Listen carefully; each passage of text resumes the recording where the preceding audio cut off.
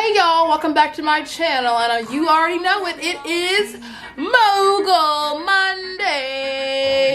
Happy Monday, happy Monday, happy Monday. That it is the beginning of the week, and the beginning of the week usually is a trying time for us all because, you know, we have to get through Tuesday, Wednesday, Thursday, Friday, Saturday, and Sunday to get back to Monday. But you know what? I'm going through it. You're going through it. Let's go through it together. Today's segment is going to be 2020 savings goals. I put this on my Instagram stories, and it asked if anyone was interested in this, and it did come in third of 3 options. But for me to create a video about starting an IRA or signing up for an IRA, which is like a retirement plan via my job, I need to do a bit more reading and research. A big thing for me is I do not want to come on here and preach a gospel that is not my truth, because that's disingenuous, and I don't want to be serving false information to you all. Now, I might serve incomplete information because I am not a financial advisor or professional, but I am someone with a brain that knows how to read and is going to try to share the good goods with you all. So if you want somebody who's doing the work, the research and reading and learning and practicing stuff, hi, hello, resident Akko Taco gal for ya right here. I look at the viewfinder. What is that? Strike one? Not trying to look at the viewfinder anymore. So you clicked on this video because either one, you saw the dollar bills, $100 bills in the thumbnail, and we're like, oh my gosh, like, let's just see if the bitch only has $200 to her name and just flaunting it for clickbait. Maybe. Or you clicked on this video because you want to get put on game for the mindset that it takes to start saving and what it means to manifest your financial goals, business goals, etc., etc. And that is what we are going to be discussing today. A lot of what I talk about in terms of my 2020 goals are specific to me.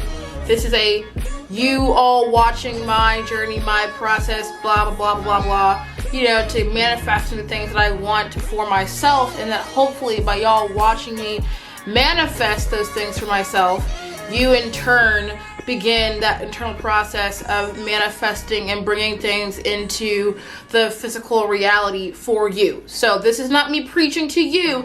This is me getting my ish together. All right? Cool.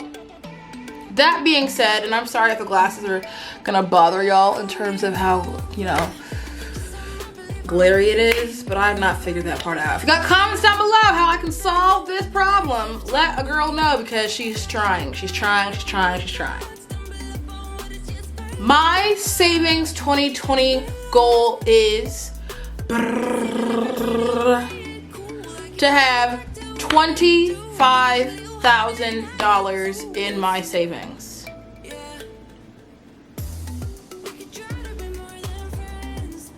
Wow. Yeah, it's a goal. It's a goal.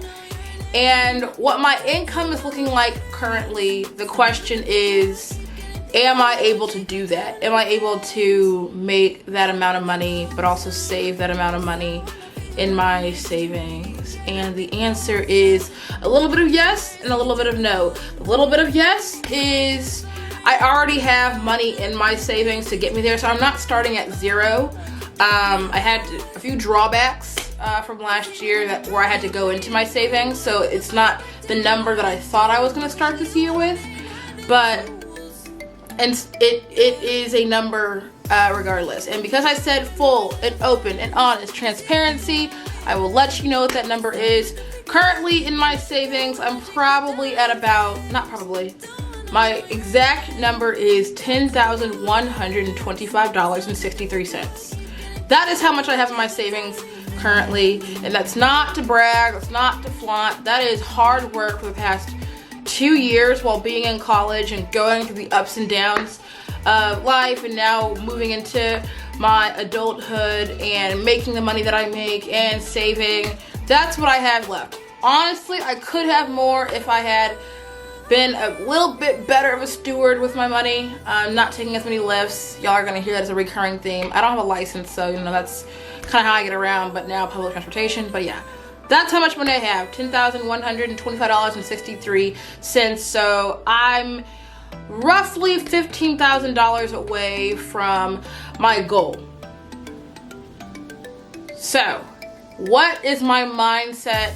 What am I doing? What am I thinking in terms of 2020 to save $15,000 at 22 years old with a job, a nonprofit, and the side hustles that I have? What are you doing, Jasmine? Good question.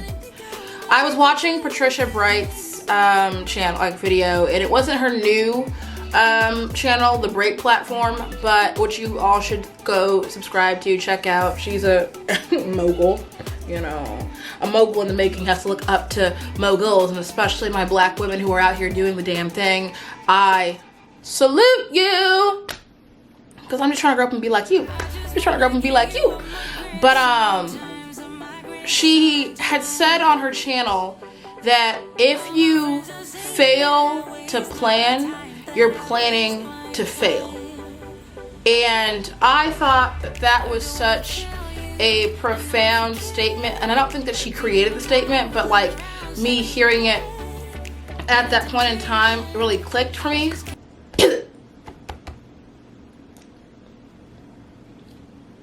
Whatever. But me hearing that from her at that point in time, sitting in my bed watching YouTube as I usually do, really resonated with me. And from that, right, I'll say it again, is that if you plan, or if you fail to plan, you plan to fail. Sorry, I got something in my throat. That you can't be surprised at the outcomes of your, you know, end of year goals when you did not put a plan in place, right? Is that, what am I doing right now that is operating at my full capacity? And I do think that I am doing some good things. I do think that I, you know, am in the direction towards my greatness and in the direction towards the things that I want to achieve in this one lifetime that I have. But I'm nowhere near close to comfortable with that. And so something that has been really, really important to me has been planning and charting out the route to my success. Now, I think that it is very true that obstacles and unforeseen situations come up and mess up that perfectly charted situation. But I think that what a plan does is that it grounds you. It's like your anchor, so that when things that you cannot expect that are happening happen, you can see that. You can see where you're being hit. You can see where different financial decisions have to be maneuvered to overcome this, you know, unforeseen circumstance, as opposed to not planning, not charting those things out, and you just kind of throwing money at it as like a knee-jerk reaction because you want to remediate the harm, or you want to solve, or, you know, get rid of the thing that has become the obstacle. But now you don't know what that money affected. You don't know where those resources came from your long-term investment. Yeah, so I understand life is tricky, things happen. Yeah, tricky. A lot of things. And some of us are responsible for more people than ourselves. So we keep that in mind. And I think that for me, my general planning attitude has come from my upbringing, and just also I think being the eldest. For my eldest siblings out there, you know the deal when you become like the second parent in some aspects, where all you want to do is make sure that everyone else is taken care of before you are, because it makes you feel so much more at ease. I'm also a Virgo, So the eldest and a Virgo, my God, right? It's quite the combo, everybody. But it just is in my blood to make sure everyone is okay. So planning, making sure that I am maximizing the kind of resources that I have to get to where I want to get, kind of falls hand in hand. But I'm also like a will seed to chaos kind of person, where it's like no one else gets my madness except for me, but it can look like straight up madness, right? And I think that I can get kind of bogged down by my own, where I stop doing things, or I just kind of get comfortable and laying down, sitting and doing nothing.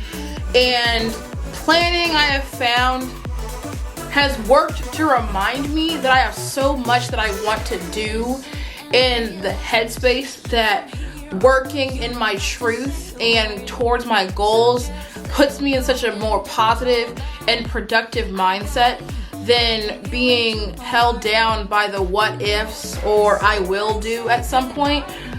Because I think that we all get that fatigue when we're lying in bed and we're just kind of like, wow, I really could be doing this. And then you start getting stressed about what you eventually have to do, but then don't do it, and so then you're just stressed more. It's a vicious cycle, and I'm trying to break that cycle as much as possible. The mindset is really important. I think before anything else, it's the mindset, and not everyone gets hit with that mindset, at the same time. It is just starting to hit me that I want more, and because I have the ability to save and the ability to see more for myself, that I want to do that. I want to maximize my potential. You've heard me say that over and over. It's like a broken record. And so things that I'm thinking about, like the material things that match the mindset, is my finances work on a school schedule, right? And not like literal school, but kind of like school, where a part of my resources are going to drop off come April, May-ish, and then pick back up in August, September. So there's some time that the certainty of my resources kind of depreciates or goes down. And so how do I fill that back up, or how do I change my life situation so that I can maintain saving as well as not feeling too much of the hit and difference? And so also I'm moving. So the money that I'm spending on rent is about to also increase. This means a few things. It means that the time between now and May, I'm saving like a fiend, right? Like there's no reason why I cannot be forward thinking about my future situation, while my present situation is something that I've learned to get used to and how to budget over. And I see excess in that I don't need to be getting certain things, that I can just save for a time where I'm not going to have as much excess and not feel that difference as much. Another thing is the fact that my job is part of my resources are going to drop for the summer. I'm working on that part though, y'all. Don't ever, trouble a hustler. I'm out here always trying to make the bag. But let's say worst case scenario, I can't. I am planning on getting another job. So I currently have 3 jobs right now, all of which are centered around this theme debate. 2 of which are independent contracting, 1 of which is working for a nonprofit. So when those 2 independent contracting jobs go away, there's now this big bubble of space and money that's gone. And so in my mind, it's going to now be getting a job. I could exist in my apartment on the money that I make from the nonprofit, but how my mind is operated and set up is that I'm not okay with just this. I'm okay with this. And so I'm probably gonna get a cool job on the weekends, since now my weekends will be a bit more freed up, and just work it in the summer, quit, come August. It won't completely fix the money that I'll be missing, but it'll be sufficient enough for me to, I think, be a bit more comfortable in my finances, or at least use the money that I make there towards my saving goals, or use that money towards other things that I want to do. I hope that you all enjoyed this video. Manifesting in 2020. How are you planning your 2020, or are you failing to plan? Comment down below some of your thoughts on the mindset that you're in when you're thinking about what your goals are, and are you thinking about your goals at the end of the year, or are you planning for your goals now and to watch as the year happens? Like, what are all these thoughts that you all have? So thank y'all so much for coming over to my channel. It's Mogul Mondays. I post a video on this topic. It's money, finances, business, adulting. It's not always going to be money, because I don't think that mogul status is just like a money mindset. It's a mindset for growth and just health writ large. So it'll always vary in category. But if you enjoyed this, hit the subscribe button, comment, like, notification bell, and I look forward to seeing y'all later on in the week. All right, bye.